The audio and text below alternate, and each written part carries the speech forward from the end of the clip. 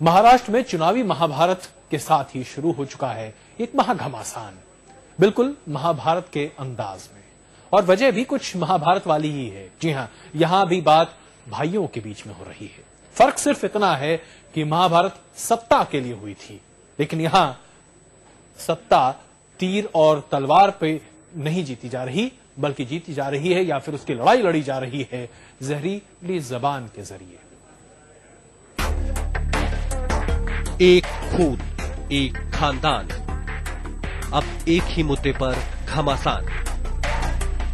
महाराष्ट्र की राजनीति में बाल ठाकरे के दो हाथ की तरह थे, लेकिन अब जब महाराष्ट्र के सियासी महाभारत का वक्त है तो दोनों आपस में ही कर रहे हैं दो हाथ। विधानसभा चुनाव में कांग्रेस एनसीपी गठबंधन से भिड़ने की बजाय शिवसेना सुप्रीमो बाल ठाकरे के बेटे उद्धव ठाकरे और भतीजे राज ठाकरे के बीच ये साबित करने के लिए घमासान चल रहा है कि बाल ठाकरे ने मराठी मानुष की जो राजनीति शुरू की थी उसका असली वारिस कौन है।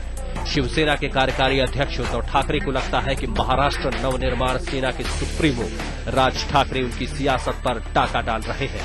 उद्धव खुलेआम ये आरोप लगा रहे हैं कि राज आज जिस हैसियत में है वो शिवसेना और बाल ठाकरे की बदौलत बनी है। दिक्कत यह है कि उद्धव के इन आरोपों को भी राज ठाकरे उनकी कमजोरी साबित करने पर तुले हैं।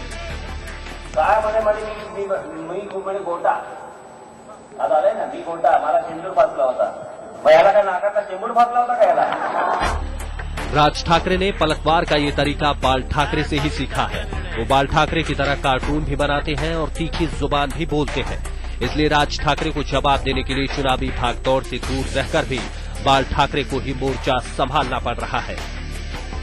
अब चाचा की सोहबत में मराठी मानुष की सियासत सीखने वाले राज इतना तो जानते ही हैं कि बाल ठाकरे के खिलाफ बोलकर वो अपना ही नुकसान करेंगे, लिहाजा उन्होंने ठान लिया है कि शिवसेना को छोड़ेंगे नहीं और बाल ठाकरे के खिलाफ कुछ बोलेंगे नहीं।